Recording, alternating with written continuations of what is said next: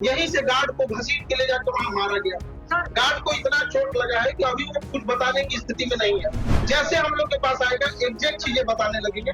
हम लोग को भी आइडिया नहीं रहता क्योंकि विद्यार्थी का एरिया है। पटना की सड़कों पर बीती रात जो घटना सामने आई उसने शिक्षा जगत और सोशल मीडिया दोनों में हलचल मचा दी। मामला मशहूर शिक्षक और कोचिंग संचालक खान सर की कोचिंग के बाहर कथित फायरिंग और मारपीट से जुड़ा है, जिसे लेकर अब बयानबाजी और जांच दोनों ही नए मोड़ पर पहुंच गए हैं। जी हां, शुरुआत में जो जानकारी सामने आई उसने पूरे मामले को बेहद गंभीर बना दिया था। खान सर ने मीडिया से बातचीत में दावा किया था कि उनकी कोचिंग के बाहर देर रात करीब 10 बजे अचानक हमला हुआ। उनके अनुसार उस समय ऑनलाइन क्लासेस चल रही थी और इसी दौरान कुछ हमलावरों ने परिसर पर धावा बोल दिया। उन्होंने ये भी कहा था कि उन्होंने अपनी आंखों से 8 से 10 राउंड गोलियां चलते हुए देखी, जिससे माहौल दहशत से भर गया। इस दौरान कोचिंग का एक सुरक्षा गार्ड घायल हो गया और उसके सिर में चोट आई। इसके साथ ही उन्होंने पास के एक अन्य कोचिंग संस्थान पर गंभीर आरोप लगाए। खान सर का कहना है कि उन्हें पहले से धमकियां मिल रही थी और कहा गया था कि उनकी कोचिंग को नुकसान पहुंचाया जाएगा। उन्होंने ये भी आरोप लगाया कि घटना में बम जैसी चीजें भी फेंकी गई और ये पूरी घटना एक सुनियोजित हमला लगती है। उनके मुताबिक ये सब प्रतिस्पर्धा और रंजिश का नतीजा हो सकता है। लेकिन कहानी ने अचानक उस वक्त नया मोड़ ले लिया जब पटना पुलिस की शुरुआती जांच रिपोर्ट सामने आई। पुलिस ने साफ तौर पर फायरिंग की किसी भी घटना से इनकार किया है।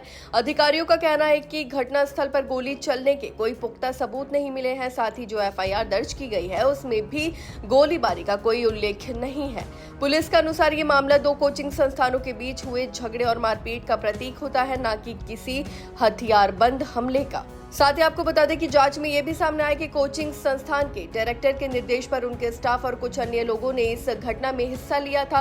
पुलिस अब सीसीटीवी फुटेज का आधार पर आरोपियों की पहचान कर रही है और दावा किया गया है कि जल्द ही गिरफ्तारी की जाएगी। वहीं फायरिंग के दावों की भी अलग से जांच की जा रही है ताकि स्थिति स्पष्ट हो सके। इसी बीच एक और अहम मोड़ तब आया जब खान सर ने अपने शुरुआती बयान में स्पष्टीकरण दिया। उन्होंने कहा कि उस समय का माहौल इतना तनावपूर्ण था कि उन्हें पूरी स्थिति स्पष्ट नहीं हो पाई थी। उन्होंने ये भी कहा कि जो जानकारी उन्हें गार्ड से मिली उन्होंने वही मीडिया को बता दी। बाद में जब स्थिति शांत हुई और जांच की दिशा सामने आई तब उन्हें एहसास हुआ कि घटनाक्रम उतना स्पष्ट नहीं था जितना पहले समझा गया था। उन्होंने ये भी स्वीकार किया कि शुरुआती प्रक्रिया में भ्रम की स्थिति हो सकती है और अब वो पुलिस जांच में पूरा सहयोग कर रहे हैं। उन्होंने दोषियों पर सख्त कार्रवाई की मांग भी दोहराई है, चाहे मामला मारपीट का हो या किसी बड़ी साजिश का।